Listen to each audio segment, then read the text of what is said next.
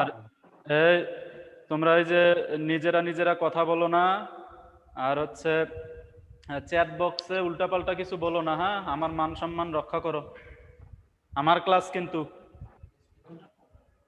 আর তোমাদের speaker of করে রাখো, স্পিকার অফ করে রাখো, তাহলে সাউন্ড ক্লিয়ার হবে। আর তোমাদের ক্যাপ্টেনকে হ্যান্ড রাইজ করো দেখি। ক্যাপ্টেন কে কে? আসসালামু আলাইকুম। ওয়ালাইকুম আসসালাম স্যার। আসসালামু আলাইকুম। আসসালামু আলাইকুম ক্যাপ্টেন আসসালামু আলাইকুম। আচ্ছা, কে কে ক্যাপ্টেন? দুইজন। আচ্ছা, জি স্যার। কোনো সমস্যা হলে তোমরা আমাকে ইনফর্ম করবে হ্যান্ড রাইজ করে। হ্যাঁ, যদি শুনতে কোনো সমস্যা হয় বা দেখতে সমস্যা হয়। দেখো তো একটু বোর্ড দেখো তো, দেখতে পাও কিনা? জি স্যার। বোর্ড দেখলে হবে না, লেখা দেখো। একটু একটু ক্লিয়ার হবে। আরেকটু উপরে স্যার, আরেকটু উপরে। ও আচ্ছা আচ্ছা, আরেকটু উপরে দিতে হবে না? জি স্যার।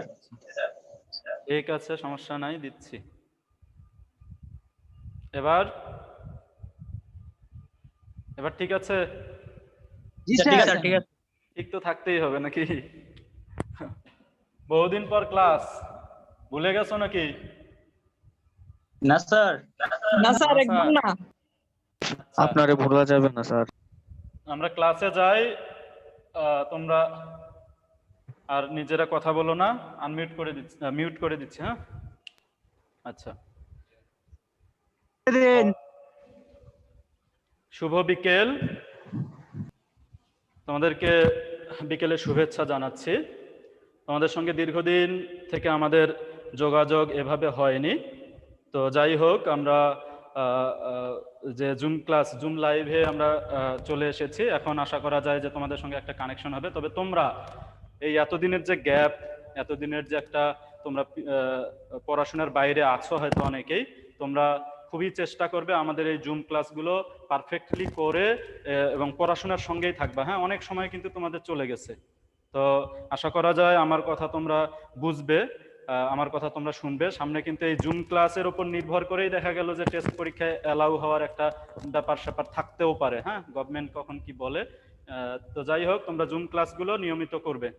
আমরা আপলোড ক্লাস যেগুলো দেওয়া হয়েছিল, ক্লাস আপলোড, ওই প্রেক্ষিতে ওই ধারাবাহিকতায় কিন্তু আমরা নতুন করে আমরা ওগুলোতে আর যাব না। আমরা নতুন করে টপিক শুরু করব। তো আমাদের এখন টপিক হচ্ছে, আমাদের বিষয় হচ্ছে কবিতা হচ্ছে আমি কিংবদন্তির কথা বলছি, আর গদ্য হচ্ছে জাদুঘরে কেন যাব। হ্যাঁ, তো আমরা আমি কিংবদন্তির কথা বলছি এই কবিতা নিয়েই আলোচনা করব আজকে। আর তোমাদের কুইজ পরীক্ষাগুলো আছে। আর তোমাদের একটি কথা বলে রাখি, তোমরা অবশ্যই অবশ্যই বই সঙ্গে রেখেই কিন্তু তোমরা এই অনলাইন ক্লাসগুলো করবে। কারণ বাংলা বোঝোই তো যে কবিতার ক্ষেত্রে, বিশেষ করে কবিতার ক্ষেত্রে অবশ্যই বই সঙ্গে রাখতে হবে।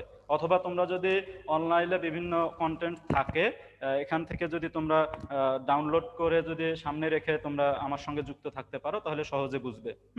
আমি কিংবদন্তির কথা বলছি, লিখেছেন হচ্ছে আবু জাফর ওবায়দুল্লাহ। দেখো, আবু জাফর ওবায়দুল্লাহ।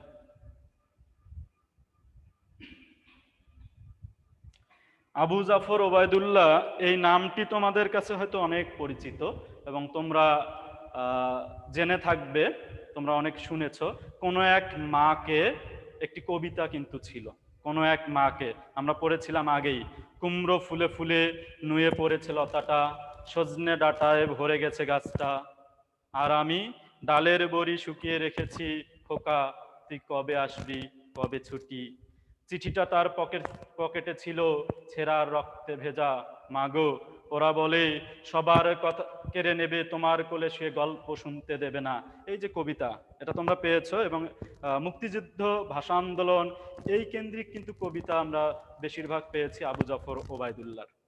আবু জাফর ওবায়দুল্লাহর প্রসঙ্গ আসলে কিন্তু আমরা বাংলার স্বাধীনতা যুদ্ধ, মুক্তিযুদ্ধ, এই কেন্দ্রিক যে বিভিন্ন লেখা, বিভিন্ন বিষয়, এগুলোই কিন্তু তার লেখায় উঠে এসেছে, আমরা দেখেছি। আবু জাফর ওবায়দুল্লাহর বিশেষ করে লেখক পরিচিতি, তোমরা খুবই ভালোভাবে লেখক পরিচিতিটা পড়বে, কারণ আবু জাফর ওবায়দুল্লাহ থেকে লেখক পরিচিতি থেকে অনেক প্রশ্ন হয় কিন্তু তোমরা আবু জাফর ওবায়দুল্লাহর লেখক পরিচিতি খুব ভালোভাবে পড়বে। তারপরেও আমি যতটুকু তোমাদের বলছি এটাও মাথায় রাখো। ওই রুমে আমার বইটা আছে। আবু জাফর ওবায়দুল্লাহ সবচেয়ে মজার ব্যাপার হচ্ছে উনি কিন্তু বরিশালে জন্মগ্রহণ করেছিলেন। বরিশালে জন্মগ্রহণ করেছিলেন, কিন্তু তোমরা জানো কিনা আমি জানি না, ওনার পড়াশোনা কিন্তু ময়মনসিংহে। ময়মনসিংহ জেলা স্কুল থেকে তার বাবার চাকরি সূত্রে ময়মনসিংহ জেলা স্কুলে পড়াশোনা করেছেন এসএসসি পর্যন্ত। এরপর পড়াশোনা করেছেন ঢাকা কলেজে, এরপর ঢাকা বিশ্ববিদ্যালয় ইংরেজি বিভাগে পড়াশোনা করেছেন। তো তোমরা তার এই বিষয়টা একটি মজার বিষয় যে উনি কিন্তু আমাদের এই ময়মনসিংহেরই ছাত্র ছিলেন। হ্যাঁ, এবং আরেকটি বিষয় যে উনি আমাদের বাংলাদেশ সরকারের 1982 সালে বাংলাদেশ সরকারের কৃষি ও পানি সম্পদ মন্ত্রী ছিলেন। কৃষি ও প্রাণী সম্পদ মন্ত্রী ছিলেন উনি। তখন 1982 সালে কোন সরকার ক্ষমতায় ছিল? সম্ভবত এরশাদ সরকার আর কি। এরশাদ সরকারের উনি মন্ত্রী ছিলেন, মন্ত্রিত্বের দায়িত্ব পালন করেছেন। এরপরে যুক্তরাষ্ট্রে তিনি বাংলাদেশি রাষ্ট্রদূত হিসেবে দায়িত্ব পালন করেন দীর্ঘদিন। তার বিভিন্ন কবিতা কাব্যের মধ্যে প্রথম কাব্য হচ্ছে সাতনরী হার। প্রথম কাব্য সাতনরী হার, কিন্তু বিখ্যাত কাব্য হচ্ছে আমাদের আমি কিংবদন্তির কথা বলছি। এটি কিন্তু কাব্য। আমি কিংবদন্তির কথা বলছি, এটি কিন্তু কাব্য। তবে এই নামে আমি কিংবদন্তির কথা বলছি, এই নামে কাব্য আছে, আবার এটি একটি কবিতাও, নাম কবিতা বলা হয়ে থাকে। আমি কিংবদন্তির কথা বলছি কাব্যের নাম কবিতা হচ্ছে আমি কিংবদন্তির কথা বলছি। নাম কবিতা কাকে বলে? নাম কবিতা হচ্ছে এই নামে কাব্যও আছে, আবার এই নামে কবিতাও, এই জন্য একে বলা হয় নাম কবিতা। আমি কিংবদন্তির কথা বলছি। আচ্ছা, তোমরা যেহেতু দ্বিতীয় বর্ষের শিক্ষার্থী, এখানে আমার একটি প্রশ্ন আছে। কিংবদন্তি, কিংবদন্তি কাকে বলে? এই বিষয়টি তোমাদের জানা দরকার। কিংবদন্তি হচ্ছে, আমরা বলি না যে তোমরা কোন দলের সাপোর্টার আমি জানি না, আমি নিজে তো আর্জেন্টিনার সাপোর্টার, তাহলে ম্যারাডোনা দিয়েই বলি নাকি? বলা হয়ে থাকে যে জীবন্ত ফুটবলের জীবন্ত কিংবদন্তি হচ্ছে ম্যারাডোনা, মেসি, তাই না? তোমরা অনেকে বলবে নেইমার, পেলে, এটাও মানবো, ঠিক আছে। তো তাদেরকে বলা হয় জীবন্ত কিংবদন্তি। কিংবদন্তি মানে কি? বোঝাই যাচ্ছে কিংবদন্তি হচ্ছে সারা বিশ্বের বিভিন্ন মানুষের মুখে মুখে প্রচলিত একটি চরিত্র, প্রচলিত কিছু ঘটনা, প্রচলিত কোনো জায়গা, প্রচলিত কোনো বিষয়। তার মানে কিংবদন্তি হচ্ছে জনশ্রুতি। জনশ্রুতি কিংবদন্তি হচ্ছে কি? কিংবদন্তি হচ্ছে জনশ্রুতি।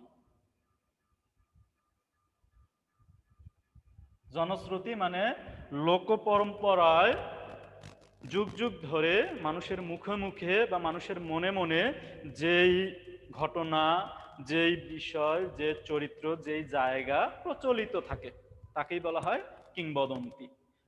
বলা হচ্ছে আমি কিংবদন্তির কথা বলছি, বুঝতেই পারছো এই কিংবদন্তি কিন্তু আমাদের অতীতে অতীতচারী, কবি কিন্তু অতীতচারী হয়েছেন, বর্তমানের সঙ্গে অতীতচারিতার একটা যোগসূত্র স্থাপন করেছেন।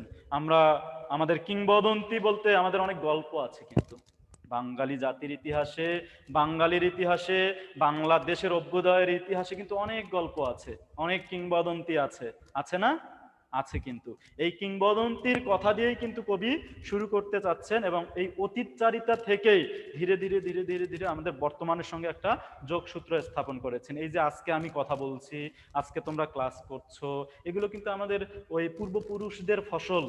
আমাদের পূর্বপুরুষরা কত কষ্ট করে, কত পরিশ্রম করে আমাদের এ পর্যন্ত এই স্বপ্নের বাংলাদেশে পৌঁছে দিয়েছেন, এটা কিন্তু আমরা অস্বীকার করতে পারি না। কবিও কিন্তু অস্বীকার করেননি, এই কিংবদন্তির কথা দিয়েই কিন্তু শুরু করেছেন। আরেকটি বিষয়, কিংবদন্তি বানান।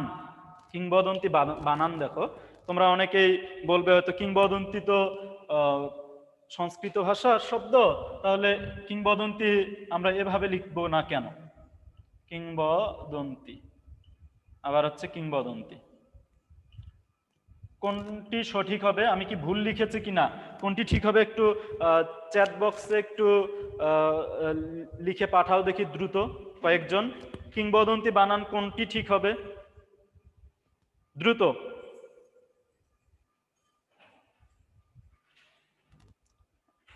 আচ্ছা, কি চ্যাট বক্স ওপেন?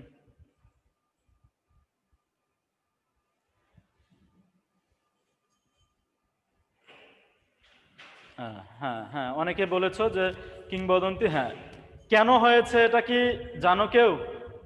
কেন আমরা এই কিংবদন্তি নিচেরটা ঠিক উপরেরটা আমরা ভুল? উপরেরটা কিন্তু একসময় প্রচলিত ছিল, কিন্তু এখন আমরা এটা বলবো না, উপরেরটা কিন্তু হবে না, এই কিংবদন্তি হবে না, দীর্ঘইকার হবে না। এটা কোন নিয়মে? এটা কিন্তু বাংলা ব্যাকরণের বানানের নিয়মে। কিন্তু তোমরা বানানে ফিরে যাও, আমরা বানান তোমাদের পড়িয়েছি। বানানে কি আছে যে সংস্কৃত শব্দের বানানের নিয়মে আছে, যদি সংস্কৃত শব্দের বানানে পূর্বে যে সকল সংস্কৃত শব্দের বানানে রস্যইকার দীর্ঘইকার উভয়ই প্রচলিত ছিল, বর্তমানে সে সকল শব্দের বানানে শুধু রস্যইকার ব্যবহৃত হবে। যেমন শ্রেণী, শ্রেণী পূর্বে দীর্ঘইকার দিয়ে আমরা লিখেছিলাম, রস্যইকার দিয়েও অনেকে লিখেছিল, কিন্তু এখন কোনটা হবে রে বাবা? শুধু শ্রেণী। এটা কিন্তু কাটা যাবে। বেসিক কিছুটা ক্লিয়ার হওয়া দরকার, নইলে তোমরা তো তোমাদের আমি ক্লাসেও বলেছি, তোমরা পড়লেই পারবা, এমন কঠিন কিছু না। কবিতা মনের ব্যাপার, অন্তরের ব্যাপার, একটু অনুভব করলেই তোমরা পারবে। আর কবিতা তোমাদের বলি, কবিতা তোমাদের ক্লাসেও বলেছি, কবিতা সাহিত্য, যেহেতু সাহিত্যের একটা বিশেষ অংশ, সাহিত্য যে কেউ যে কোনো ভাবেই আলোচনা করতে পারে। তোমরা যদি তোমাদের খাতায়, আমি কিংবদন্তির কথা বলছি, আমি যেভাবে ব্যাখ্যা করব, তোমরা যদি অন্যভাবে ব্যাখ্যা করে লিখতে পারো, যদি প্রাসঙ্গিক হয়, অবশ্যই তোমরা নম্বর পাবে। কারণ সাহিত্যের কোনো নির্দিষ্ট কোনো ফর্ম নেই যে এটাই হবে। কারণ একজন কবি যখন লেখেন, অনেক কিছুই লেখেন ভাব গাম্ভীর্যের কারণে, অনেক কিছু শব্দ চয়নের কারণে, অনেক কিছু ছন্দের কারণে তিনি মিলিয়ে দেন, কিন্তু তিনি কোন ভাবনার থেকে লিখছেন এটা কিন্তু আমি জানি না, আমরা জানি না, তুমিও জানো না। সুতরাং আমরা কিন্তু আমাদের যে থিঙ্কিং, এই থিঙ্কিংটা যতটা প্রাসঙ্গিক হয় এই অনুযায়ী আমরা ভাববো। তো তোমরা যে কোনো ভাবেই কবিতাকে তোমরা বিশ্লেষণ করতে পারো, তবে আমি আমার মতো করে তোমাদের ব্যাখ্যা করে দেখাবো যে এভাবে। আর তোমরা পড়লেই পারবা, এটা সত্য, কিন্তু তোমাদের কিছু বেসিক তৈরি করতে হবে। আর আমরা একই সঙ্গে, যেহেতু সামনে তোমাদের অনেক দিন, দীর্ঘদিন তোমাদের গ্যাপ ছিল, সামনেও কতদিন থাকবে জানি না, তোমাদের একই সঙ্গে এইচএসসি পরীক্ষার জন্য প্রস্তুত হতে হবে, তোমাদের জানার জন্য পড়তে হবে, এবং পরবর্তীতে ভর্তি পরীক্ষার জন্য পড়তে হবে, এবং একই সঙ্গে চাকরির জন্য যাতে বেসিকটা তৈরি হয়। এখন থেকে যদি তুমি তৈরি হয়ে যাও, যে কোনো জিনিস তোমার কাছে সহজ হয়ে যাবে। আমি বলছি না তোমাকে বাংলাই পড়তে হবে, কিন্তু বাংলা বিষয়ও জানতে হবে। হ্যাঁ, তো দেখো যে তাহলে বানানের নিয়ম অনুসারে কিংবদন্তি হচ্ছে এটা। এখন দেখো, আমি কবিতা, কবি পরিচিতি তোমরা ভালোভাবে পড়বে, তারপর আমি স্লাইডের মাধ্যমে হয়তো 2-1 দিনের মধ্যে তোমাদের বিষয়টি আরো কবি জীবনী সম্পর্কে আরো যদি এক্সট্রা কিছু, বইয়ের বাইরেও যদি এক্সট্রা কিছু আমি সংগ্রহ করতে পারি তোমাদের দিয়ে দেব। দেখো, এখানে একটি বিষয় বলা আছে যে তার কবিতায় বিশেষভাবে প্রাধান্য পেয়েছে রাষ্ট্রভাষা আন্দোলন ও মুক্তিযুদ্ধ। আমি যেটা বলেছিলাম, এটি এমসিকিউ পরীক্ষায় অনেকবারই আসে, যে আবু জাফর ওবায়দুল্লাহর কবিতায় কোন বিষয়টি প্রাধান্য পেয়েছিল, মানে গুরুত্ব পেয়েছিল। তার কবিতায় সবচেয়ে বেশি গুরুত্ব পেয়েছিল রাষ্ট্রভাষা আন্দোলন এবং মুক্তিযুদ্ধ। তার সময়টাই, তার কবি হয়ে ওঠার সময়টাই কিন্তু তাই। জন্ম যদিও 1934 সালে, কিন্তু মুক্তিযুদ্ধের সময়কালে তার হচ্ছে কবি হওয়ার যে একটা বিশেষ যে পর্যায়, এটা ছিল মুক্তিযুদ্ধের সময়। এবং তার কবিতায় রাষ্ট্রভাষা আন্দোলন এবং মুক্তিযুদ্ধ এই বিষয়টাই বেশি স্পষ্ট হয়েছে। রাষ্ট্রভাষা আন্দোলন ও এই বিষয়ক সাহিত্যে বিশেষ অবদান রাখার জন্য তিনি বিভিন্ন পুরস্কার পেয়েছেন। 21 পদক পেয়েছেন। বাংলা সাহিত্য অবদানের জন্য তিনি বাংলা একাডেমি পুরস্কার পেয়েছেন, এগুলো পুরস্কার পেয়েছেন। যাই হোক, আমি কবিতাটি পাঠ করব তোমাদের কাছে, দেখো তো সহজ হয় কিনা। কারণ কবিতা বা সাহিত্য বলো না কেন, যে কোনো কিছু যদি তুমি সহজে পাঠ করতে পারো, যদি বোধগম্য হয়, তোমার ভিতরে যদি প্রবেশ করে শব্দগুলো, তাহলে কিন্তু তোমার কাছে অনেক সহজ হবে। এতদিন থেকে তোমার মনে হতে পারে যে বিষয়টি অনেক কঠিন। দেখো, তোমরা সায়েন্সের স্টুডেন্ট, তোমরা হয়তো পড়েছো, আর্কিমিডিসের সূত্র আমরা পড়েছি না এর আগে? আমিও পড়েছি। মুখস্থ হতে চায় না, বোঝা যায় না। বড় বড় এসএসসিতে বড় বড় 2টা সূত্র ছিল, আর্কিমিডিসের সূত্র। মুখস্থ হতে চায় না, কিন্তু আমরা বারবার পড়তে পড়তে পড়তে কি হয়ে গেছে, আর্কিমিডিজের সূত্র কিন্তু সহজ হয়ে গেছে। সেই বরফ গলনের আপেক্ষিক সুপ্ততাপ দুইটা সূত্র, এরপরে হচ্ছে প্রবতার সূত্র, এগুলো সহজে বোধগম্য ছিল না, কিন্তু ধীরে ধীরে কি আমরা পারিনি? তো এই আমি কিংবদন্তির কথা বলছি, তারপরে এরপরে কবিতা আছে তোমাদের, আমি ক্লাসও নিয়েছিলাম, আপলোড ক্লাসে নুরুল দিনের কথা মনে পড়ে যায়, অনেকে বুঝতে পারে না কারণ বড় মনে হয় তো, কিন্তু তুমি বারবার বারবার পড়বে একটা জিনিস, দেখবে যে সহজ হয়ে যাবে, বিভিন্ন ব্যাখ্যা মাথার মধ্যে চলে আসবে। আমরা যেমন পেয়েছিলাম না যে আমরা যদি ওইটা অনুধাবন করতে পারি যে বরফ গলনের আপেক্ষিক সুপ্ততাপের পরে যে প্লবতার সূত্র, যে কোনো বস্তু যখন তরলে নিমজ্জিত হয় তখন ওই বস্তুটি কিছু ওজন হারায়, ওই হারানো ওজন হচ্ছে বস্তু দ্বারা অপসারিত পানির ওজনের সমান। তাহলে এই কারণেই তো লোহার তৈরি জাহাজ, বিশাল জাহাজ পানিতে ভাসে। তো এই বিষয়গুলো যদি আমরা বুঝতে পারি সায়েন্সের স্টুডেন্ট হয়ে, তো সাহিত্যের এই সামান্য অনুভূতির বিষয় আমরা বুঝতে পারবো না? আমরা পাঠ করে নেই, কারণ পাঠ করার সঙ্গে একটা বিষয় আছে। আমরা তো এই যে এলোমেলো ভাবে যদি পড়ি, এইখানে তোর দাদির কবর ডালিম গাছের তলে 30 বছর ভিজায়ে রেখেছি দুই নয়নের জলে, এভাবে পড়লে কিন্তু আমাদের হবে না।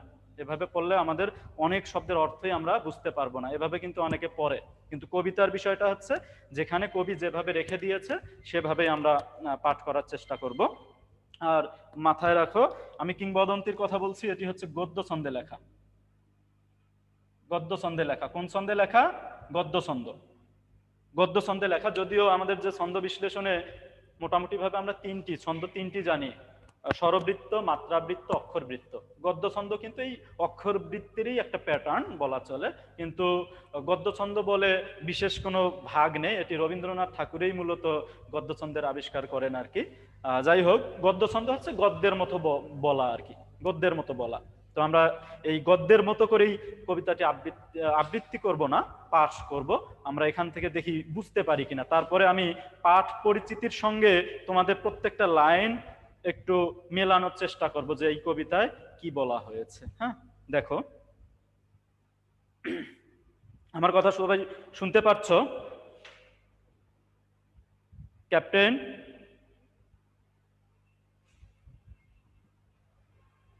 জি স্যার। হ্যাঁ, শুনতে পাচ্ছ আমার কথা? জি স্যার, সবাই শুনতে বোঝা পাচ্ছেন? যাচ্ছে? বোঝা জি যাচ্ছে? স্যার।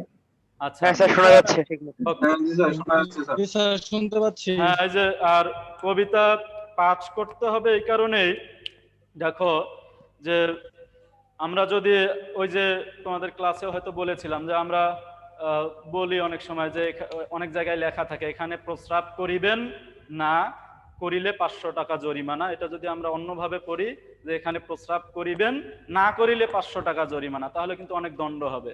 আবার ধরো কোনো একটা শপিং মলে গেছো, সেখানকার শপিং মলে যে ইরা থাকে, বয়েরা থাকে, বা এখন তো গার্লও থাকে, যাই হোক, তারা যদি বলে যে ভাই একটা জুতা দেখায়, বলে যে এখানে পা দেন আর কি, হ্যাঁ, এটা না বলে যদি সরাসরি বলে ফেলে, তাহলে কিন্তু বোঝোই কি অবস্থা হবে, ইয়া কিন্তু চেঞ্জ হয়ে যাবে, অর্থ চেঞ্জ হয়ে যাবে। তো সুতরাং এই আমি ক্লাসে অনেকের দেখেছি যে বলতে বলতে মানে অনেকের রিডিং পড়াও আমি নিয়েছি, দেখা যায় যে পরের লাইনের সঙ্গে আগের লাইন কিভাবে যাবে, পরের শব্দের সঙ্গে আগের শব্দে, এটা হয় না বলে কিন্তু তারা বুঝতে পারে না, অর্থ চেঞ্জ হয়ে যায়। তো দেখো, পাঠ করছি, আমি কিংবদন্তির কথা বলছি, আবু জাফর ওবায়দুল্লাহ। আমি কিংবদন্তির কথা বলছি, আমি আমার পূর্বপুরুষের কথা বলছি, তার করতলে পলিমাটির সৌরভ ছিল, তার পিঠে রক্ত জবার মতো ক্ষত ছিল। তিনি অতিক্রান্ত পাহাড়ের কথা বলতেন, অরণ্য এবং সাপদের কথা বলতেন, পতিত জমি আবাদের কথা বলতেন। তিনি কবি এবং কবিতার কথা বলতেন। জিহ্বায় উচ্চারিত প্রতিটি সত্য শব্দ কবিতা, কর্ষিত জমির প্রতিটি শস্য দানা কবিতা। যে কবিতা শুনতে জানে না সে ঝড়ের আর্তনাদ শুনবে, যে কবিতা শুনতে জানে না সে দিগন্তের অধিকার থেকে বঞ্চিত হবে, যে কবিতা শুনতে জানে না সে আজন্মকৃত দাস থেকে যাবে। আমি উচ্চারিত সত্যের মতো স্বপ্নের কথা বলছি, উনুনের আগুনে আলোকিত একটি উজ্জ্বল জানালার কথা বলছি, আমি আমার মায়ের কথা বলছি। তিনি বলতেন, প্রবহমান নদী যে সাঁতার জানে না তাকেও ভাসিয়ে রাখে, যে কবিতা শুনতে জানে না সে নদীতে ভাসতে পারে না, যে কবিতা শুনতে জানে না সে মায়ের কোলে শুয়ে গল্প শুনতে পারে না। আমি কিংবদন্তির কথা বলছি, আমি আমার পূর্বপুরুষের কথা বলছি। আমি বিচলিত স্নেহের কথা বলছি, গর্ভবতী বোনের মৃত্যুর কথা বলছি, আমি আমার ভালোবাসার কথা বলছি। ভালোবাসা দিলে মা মরে যায়, যুদ্ধ আসে ভালোবেসে মায়ের ছেলেরা চলে যায়, আমি আমার ভাইয়ের কথা বলছি। যে কবিতা শুনতে জানে না সে সন্তানের জন্য মরতে পারে না, যে কবিতা শুনতে জানে না সে ভালোবেসে যুদ্ধে যেতে পারে না, যে কবিতা শুনতে জানে না সে সূর্যকে হৃৎপিণ্ডে ধরে রাখতে পারে না। আমি কিংবদন্তির কথা বলছি, আমি আমার পূর্বপুরুষের কথা বলছি। তার পিঠে রক্ত জবার মতো ক্ষত ছিল, কারণ তিনি কৃতদাস ছিলেন। যে কর্ষণ করে শস্যের সম্ভার তাকে সমৃদ্ধ করবে, যে মৎস্য লালন করে প্রবহমান নদী তাকে পুরস্কৃত করবে, যে গাভীর পরিচর্যা করে জননীর আশীর্বাদ তাকে দীর্ঘায়ু করবে, যে লৌহ খণ্ডকে প্রজ্বলিত করে ইস্পাতের তরবারি তাকে সশস্ত্র করবে। দীর্ঘদেহ পুত্রগণ, আমি তোমাদের বলছি, আমি আমার মায়ের কথা বলছি, বোনের মৃত্যুর কথা বলছি, ভাইয়ের যুদ্ধের কথা বলছি, আমি আমার ভালোবাসার কথা বলছি, আমি কবি এবং কবিতার কথা বলছি। সশস্ত্র সুন্দরের অনিবার্য অভ্যুত্থান কবিতা, সুপুরুষ ভালোবাসার সুকণ্ঠ সঙ্গীত কবিতা, জিহ্বায় উচ্চারিত প্রতিটি মুক্ত শব্দ কবিতা, রক্ত জবার মতো প্রতিরোধের উচ্চারণ কবিতা। আমরা কি তার মতো কবিতার কথা বলতে পারবো? আমরা কি তার মতো স্বাধীনতার কথা বলতে পারবো? কবিতাটি সংক্ষেপ করা, এটা আরো বড় আছে, মাঝে মাঝে সংক্ষেপ করে তোমাদের জন্য প্রস্তুত করা হয়েছে। এখানে দেখো একটি কথা বারবার বলা আছে যে আমি পূর্বপুরুষের কথা বলছি, আমি আমার পূর্বপুরুষের কথা বলছি। দেখো বারবার বলা হচ্ছে আমি আমার পূর্বপুরুষের কথা বলছি। পূর্বপুরুষ,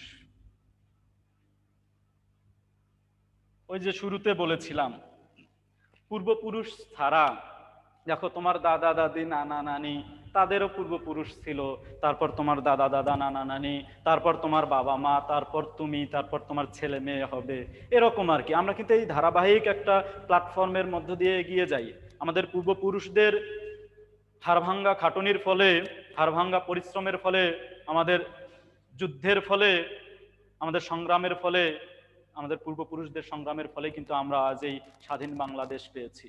আমাদের কবি সেই পূর্বপুরুষ বলতে আমাদের এই বাংলাদেশের অভ্যুদয়ের সঙ্গে যারা জড়িত ছিলেন বা তারও আগে যারা শ্রমজীবী মানুষ ছিলেন, যারা স্বাধীনতাকামী মানুষ ছিলেন, তাদের কথা বলেছে পূর্বপুরুষ। এই জন্য বারবার তিনি পূর্বপুরুষকে টেনে আনছেন যে আমার পূর্বপুরুষের কথা বলছি। আর একটা বিষয় দেখো, বলা হচ্ছে কবি এবং কবিতা, এই বিষয়টি অনেকে বুঝতে পারে না। কবি, আগে দেখো কবিতা, কবিতা বলতে এখানে কি বুঝিয়েছে? বারবার কিন্তু বলা আছে যে কবিতা শুনতে জানে না সে ঝড়ের আর্তনাদ শুনবে। বুঝতেই পারছো ঝড়ের আর্তনাদ কি বিপদের সম্মুখীন হবে। কবিতা না শুনলে, তুমি যদি আমার কবিতা না শোনো তাহলে কি তোমাকে বিপদের মুখোমুখি হতে হবে, এরকম কিছু কি না। কিন্তু তাহলে কবিতা কি? কবিতা হচ্ছে স্বাধীনতার প্রতীক। প্রতীক অর্থে কবিতা হচ্ছে কি মুক্তি, কবিতা হচ্ছে মুক্তি, স্বাধীনতা। আর কবি হচ্ছে কি আমি? না, আমি বাদ দিয়েছি, যাই হোক। কবি হচ্ছে যে কবিতা লেখে, তার মানে এখানে মুক্তি যদি হয় কবিতা, কবিতা বলতে যদি মুক্তি বা স্বাধীনতা বোঝায়, তাহলে কবি হচ্ছে যে ব্যক্তি মুক্তিকামী বা স্বাধীনতাকামী। যে মুক্তিকামী বা স্বাধীনতা চায় তাকেই আমরা বলবো কবি। বলছে আমি কবি এবং কবিতার কথা বলছি, মানে কি আমাদের যে কবি ওবায়দুল্লাহ, আবু জাফর ওবায়দুল্লাহ, তিনি তো কবি, তার হিসাব আলাদা, কিন্তু আমাদের প্রসঙ্গে আমাদের কবিতায় যে কবির কথা বলছে, এই কবি কিন্তু কি আমাদের কবি বোঝাচ্ছেন এই কবি হচ্ছে স্বাধীনতাকামী মানুষ। বারবার কবি বলছে আমাদের কবিতায় যে কবিতা শুনতে জানে না, মানে কি যে মুক্তি চায় না বা স্বাধীনতা চায় না, সে তো ঝড়ের আর্তনাদ শুনবেই। যে কবিতা শুনতে জানে না সে দিগন্তের অধিকার থেকে বঞ্চিত হবে। কথা তো তাই। যদি বাংলাদেশ আজকে স্বাধীন না হতো, তোমার চোখ আমার চোখ পরাধীন হতো।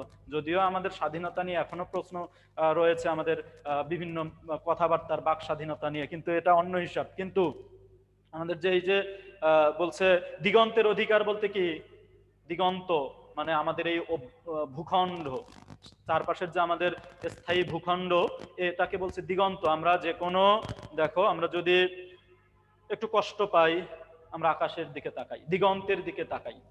হ্যাঁ, আমরা যদি একটু আনন্দ পাই তবুও কোন এক মাঠে ঘাসের বুকে শুয়ে কিন্তু আকাশের দিগন্তের দিকে তাকাই। এইটা কিন্তু স্বাধীনতা, এটা কিন্তু মুক্তি। তাহলে কবিতা এখানে কি অর্থে ব্যবহৃত হয়েছে? মুক্তি বা স্বাধীনতা। দেখো আমি শুরুর কয়েকটি লাইন একটু ব্যাখ্যা করি, অল্প অল্প করে আমরা এগিয়ে যাব, বেশি একবারে নেওয়া যাবে না, মাথায় চাপ পড়বে। আমরা শুরুর স্তবকটি একটু ব্যাখ্যা করি, এরপরে পাঠ পরিচিতিতে কি বলা আছে। কারণ মাথায় রাখবে তোমাদের পরীক্ষায় কিন্তু ম্যাক্সিমাম প্রশ্ন পাঠ পরিচিতি থেকে হয়, তোমরা বুঝতে পারো না। এমসিকিউ বিশেষ করে, হ্যাঁ, অনুধাবনমূলক এবং এমসিকিউ প্রশ্ন পাঠ পরিচিতির কোনো না কোনো জায়গা থেকে তোমার ওই থিম নিয়েই হয়। এবং তুমি যদি পাঠ পরিচিতি ভালোভাবে আয়ত্ত করতে পারো, বুঝতে পারো, তাহলে তুমি অ্যান্সার করতে পারবে যে কোনো প্রশ্নই আসুক। আর প্রশ্ন কিভাবে লিখবে এই সিস্টেম তো আমি বলে দেবো নাকি? একদম পানির মতো সহজ হবে। প্রশ্ন ঘুরে ফিরে একই কথা লিখবা, কিন্তু দেখবা যে নম্বর পেয়ে গেছো। ঘুরে একই কথা লিখবা না, সরি, একই চিন্তা লিখবা কিন্তু ভিন্ন ভাষায়, দেখবা যে তুমি ভালো নম্বর পেয়ে গেছো। ওটার জন্য আমাদের সরাসরি যখন ক্লাস হবে তখন দেখিয়ে দেবো, আর না হলে আমি তোমাদের জুম ক্লাসেই দেখিয়ে দেবো, সমস্যা নেই, চিন্তা করো না। দেখো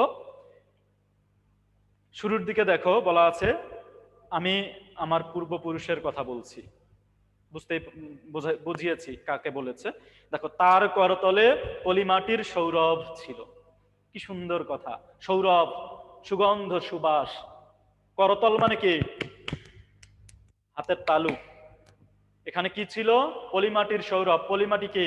এই বাংলা হচ্ছে কি পদ্মা, মেঘনা, যমুনা, ব্রহ্মপুত্র, ধলেশ্বরী নদী বিধৌত এই বাংলাদেশ, নদী বেষ্টিত এই বাংলাদেশ। এই বাংলাদেশের মাটি হচ্ছে উর্বর। কিন্তু এটা কি একদিনে হয়েছে? না। আমাদের পূর্বপুরুষরা যারা আমাদের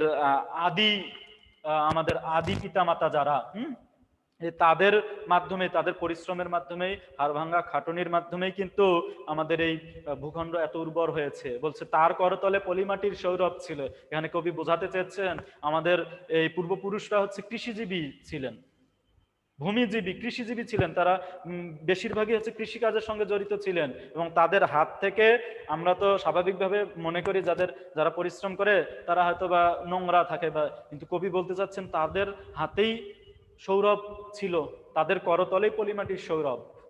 এটা বোঝাচ্ছে। তার পিঠে রক্ত জবার মতো ক্ষত ছিল। একটা খুবই গুরুত্বপূর্ণ লাইন, পরীক্ষায় আসার মতো লাইন। এটা পরীক্ষায় আসে, তার পিঠে রক্ত জবার মতো ক্ষত ছিল। কার পিঠে? আমাদের পূর্বপুরুষের পিঠে। পিঠে রক্ত জবার মতো ক্ষত মানে কি? রক্ত জবা, লাল টসটসে, তোমাদের বাড়ির আঙ্গিনায় যাদের আছে, পিঠে কেন ক্ষত থাকতে হবে? কেন আমাদের পূর্বপুরুষের পিঠে ক্ষত? কারণ আমাদের এই বঙ্গভূমি বিভিন্নভাবেই বিদেশি শক্তির দ্বারা, বিদেশি অপশক্তির দ্বারা নির্যাতিত ছিল, নিপীড়িত ছিল। তারা আমাদের বিভিন্নভাবে অত্যাচার চালিয়েছে আমাদের উপর, আমাদের কৃষকদের উপর। হ্যাঁ, কৃষকদের উপর যে ছিল এটা তো জানোই তোমরা। নুরুল দিনের কথা মনে পড়ে যায়, ওই কবিতায় তোমরা আরো বিস্তারিত পাবে যে কৃষকদের উপর কি ধরনের অত্যাচার হয়েছিল এবং কৃষকরা তার জবাব কি দিয়েছিল। তো তোমরা এই বলছে যে তার পিঠে রক্ত জবার মতো ক্ষত ছিল। পিঠে ক্ষত দুই কারণে থাকতে পারে। একটা হচ্ছে যদি কেউ অত্যাচারিত হয়, সেই রাজ্যের রাজা যদি প্রজাদের পিঠে আঘাত করে, কারণ সামনে আসার যদি সাহস না থাকে, কাপুরুষদের দল যারা, তারা হচ্ছে পিছন থেকে আঘাত করে, পিছনে আঘাত করে মানুষের। তো যারা আমাদেরকে অত্যাচার করেছে বিভিন্নভাবে, তারা এই কাপুরুষেই ছিলেন, তারা আমাদের পিঠে আঘাত করেছে, আমাদের পূর্বপুরুষের। এইটা একটা বিষয়। আর একটা হচ্ছে যুদ্ধের ময়দান থেকে যারা পালিয়ে চলে যায়, তাদের পিঠে আঘাত থাকতে পারে। কিন্তু আমাদের পূর্বপুরুষরা তো ঘটনা ঘটায়নি। তার প্রমাণ আমাদের 1971 সালের মুক্তিযুদ্ধ, আমাদের বাংলার স্বাধীনতা। সুতরাং আমাদের পূর্বপুরুষের পিঠে যে রক্ত জবার মতো ক্ষত ছিল, এটাতে বোঝায় আমাদের এই বাংলা, এই বঙ্গভূমি বিভিন্ন বিদেশি শক্তির দ্বারা শাসিত ছিল, শোষিত ছিল, যার চিহ্ন আমাদের পূর্বপুরুষরা পিঠে বয়ে বেরিয়েছিল। তিনি অতিক্রান্ত পাহাড়ের কথা বলতেন, অরণ্য এবং সাপদের কথা বলতেন। দেখো এবার আসো, তিনি বলতে এখানে আমাদের পূর্বপুরুষকে বুঝিয়েছে। তিনি অতিক্রান্ত পাহাড়ের কথা বলতেন। দেখো এই পাহাড়, বন, জঙ্গল, অরণ্য, সাপদ সংকুল যে অবস্থা, সাপদ হচ্ছে কি, সাপদ মানে হিংস্র বা মাংসাশী যারা আর কি জীবজন্তু, তাদের সঙ্গে মোকাবেলা করেই, সংগ্রাম করেই কিন্তু আমাদের এই সুন্দর একটা সমতল ভূমি তৈরি হয়েছে। পাহাড় কেটে কেটে আমাদের আদিবাসী যারা ছিলেন তারা হচ্ছে পাহাড় কেটে কেটে চাষ করেছে, উর্বর করেছে, তাই না? তো এই আমাদের এই বিভিন্ন পাহাড়, বন জঙ্গল পরিষ্কার করে কিন্তু আমাদের এই বসবাসের যোগ্য স্থান তৈরি করেছে। আর সাপদ হচ্ছে হিংস্র জীবজন্তুতে ভরপুর যে বন, সেটা। তবে এখানে অন্য অর্থেও আমরা চিন্তা করতে পারি। যাই হোক, আমি তোমাদের একটু কথা শুনি, আমরা পরের ক্লাসে হয়তো বিস্তারিত আরো আলোচনা করব। তোমরা চিন্তা করো না, কবিতা সম্পূর্ণ খুঁটিয়ে খুঁটিয়ে আমরা শেষ করবো এবং পাঠ পরিচিতির সঙ্গে মিলিয়ে। তোমাদের কথা একটু শুনি, দেখি তোমরা কি বলতে চাও। হ্যান্ড রাইজ করো, হ্যান্ড রাইজ করো, কে কে কথা বলবে। আচ্ছা, আব্দুল্লাহ ইবনে সাইদ সম্ভবত। স্যার আমাদের বাংলা দ্বিতীয় কিভাবে পড়াবেন স্যার? হ্যাঁ, স্যার বাংলা দ্বিতীয়। বাংলা দ্বিতীয় পত্র কে পড়ালে ভালো হবে? স্যার এই জন্য বলি নাই স্যার, মানে ক্লাস আপলোড করছেন তো, মানে আচ্ছা, অনেকেই তো স্যার ক্লাসগুলো করে নাই স্যার, এটা ক্লাস কিভাবে করা হবে? আপলোড যেগুলো ছিল, হ্যাঁ বাবা, ক্লাস আপলোড যেগুলো ছিল তারপরের সিলেবাস, তারপরের টপিক থেকে আমরাই নেব আর কি। যেমন আমি তোমাদের সেকশনে যদি পড়াই, তাহলে আমিই নেব হয়তো দ্বিতীয় পত্র, প্রথম পত্রের সঙ্গে দ্বিতীয় পত্র। আর তোমাদের সঙ্গে এই যে সামনে কুইজ যেটা আছে আর কি, এই কুইজটা শেষ হয়ে গেলে, এই টপিকটা শেষ হয়ে গেলে, তোমরা যদি বলো যে স্যার সেকেন্ড পেপার একটু পিছায় আছি, এইগুলো দেখায় দেন, তাহলে দ্বিতীয় পত্র নিয়ে আলোচনা করবো তোমাদের চিন্তার উপর। তবে কুইজের আগে আগে আমরা আমাদের কুইজের সিলেবাস শেষ করতে হবে, বুঝেছো? আর কিছু? আচ্ছা, নেওয়াজ, নেওয়াজ বাবা। স্যার আসসালামু আলাইকুম। ওয়ালাইকুম আসসালাম। আসসালামু আলাইকুম স্যার। হ্যাঁ, ওয়ালাইকুম। স্যার স্যার বলছিলাম স্যার, ওই যে নাটকটা যে আছে ওই সিরাজউদ্দৌলা, এটা কি স্যার আপনি পড়াবেন স্যার? আমি পড়াবো কিনা এটা আহ, যদি ততদিন পর্যন্ত তোমাদের সেকশনের দায়িত্ব থাকে তাহলে আমি পড়াবো। জি স্যার। ভালো স্যার আপনি পড়ালে ভালো হইতো স্যার আর কি। আচ্ছা, এই জন্য একটা request sir. Thank you, thank you. তুমি আচ্ছা, তোমরা বুঝেছো তো ওই আচ্ছা, আর কে 41 রোল? অপূর্ব, অপূর্ব স্যার, বলো তো বাবা।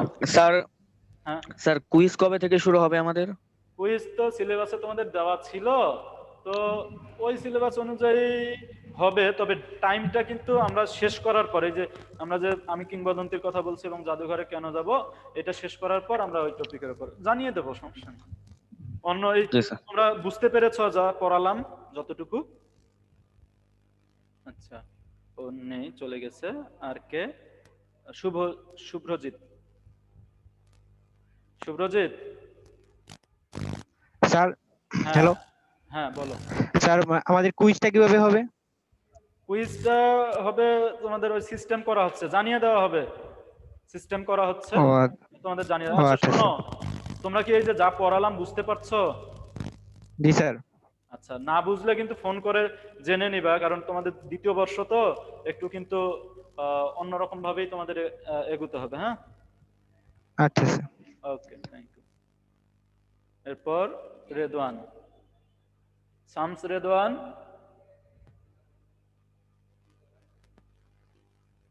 আছো? রেদওয়ান, নিজেকে আনমিউট করো। হ্যান্ড রাইজ করেছো? জি স্যার। স্যার কথা হলো স্যার, এরপরে কি স্যার ক্লাস হবে? হ্যাঁ, এরপর তো স্যার মানে ল্যাব ল্যাব। হ্যাঁ হ্যাঁ, ল্যাব ক্লাস হবে তো। স্যার হবে নাকি? হ্যাঁ, হবে হবে। আরে হবে এইগুলো স্যার, জিজ্ঞেস করছো কেন? তুমি পড়াশোনা নিয়ে জিজ্ঞাসা করো। নাকি বুঝে গেছো? হাসাইলা। আর কেউ? আর নেই নাকি? আচ্ছা, আর কয় মিনিট আছে? 3 মিনিট। আচ্ছা, একটু ক্যাপ্টেন আমার সঙ্গে কথা বলো দেখি। ক্যাপ্টেন, হ্যান্ড রাইজ করো। ক্যাপ্টেন। আচ্ছা, নেওয়াজ। স্যার ক্যাপ্টেন তো আমি সায়েন্স 6 ছিলাম, এখন নতুন ক্যাপ্টেন কি আমি জানি না। কে তোমাদের জুম ক্লাসের ক্যাপ্টেন বানানো হয়নি? জুম ক্লাসের তো ক্যাপ্টেন স্যার বানানো জানি না কথা। আমি এটা, আমি সায়েন্স 6 ছিলাম আচ্ছা, স্যার, ক্যাপ্টেন বানানো হয়েছে কিনা জানি না। বানানোর কথা। যাই হোক, আপাতত তোমাকে এই যে এমনি ভয়েস বা কোনো কিছু সমস্যা হয়নি তো না? এমনি কবিতা না স্যার, বুঝেছো? ঠিক আছে। যে পর্যন্ত পড়ালাম এটা জি বুঝেছো স্যার। তো? আচ্ছা, এটা চর্চা করবে জি স্যার। বাসায়। আচ্ছা আচ্ছা, Rakibul, captain Rakibul hand rise করে না কেন? আচ্ছা, কে যেন একজন কথা বলতে চাইলো, হ্যান্ড রাইজ করেছে। নূর আলম। হ্যাঁ, নূর আলম। স্যার হ্যাঁ বলো। আমি সায়েন্স হ্যাঁ বলো। আমি সায়েন্স স্যার আমাদের এখানে স্যার দুইটা সেকশন যুক্ত হয়েছে হ্যাঁ সায়েন্স 5 6 মনে হয় মানে দুইটা সেকশনের কিছু স্টুডেন্ট মানে দুইটা মিলে 94 জন না 95 জন আর কি আচ্ছা, কিন্তু ওই যে তোমাদের তোমাদের ক্যাপ্টেনই আছে এখানে জুম ক্লাসের ক্যাপ্টেন নির্বাচন করার কথা ছিল মনে হয়, কারণ তোমাদের বিভিন্ন খবরাখবর নিজেদের মধ্যে আদান প্রদান করার জন্য তোমাদের একটা নিজস্ব পার্সোনাল মেসেঞ্জার গ্রুপও খোলার কথা ওই ক্যাপ্টেনের। যাই হোক, নইলে অনেক কিছুই তো তোমরা করতে পারবা না। জি স্যার ঠিক আছে। এমনি আমার কথা বুঝতে পেরেছো তো কি বলেছি আজকের ক্লাসে? জি স্যার আচ্ছা, ভালো থেকো। হ্যাঁ, জি স্যার ওকে ওকে ওকে, তাহলে এই পর্যন্তই থাক আজকে।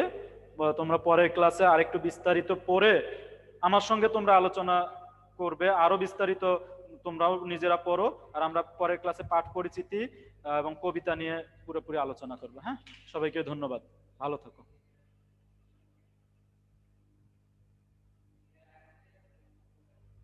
করে দেন।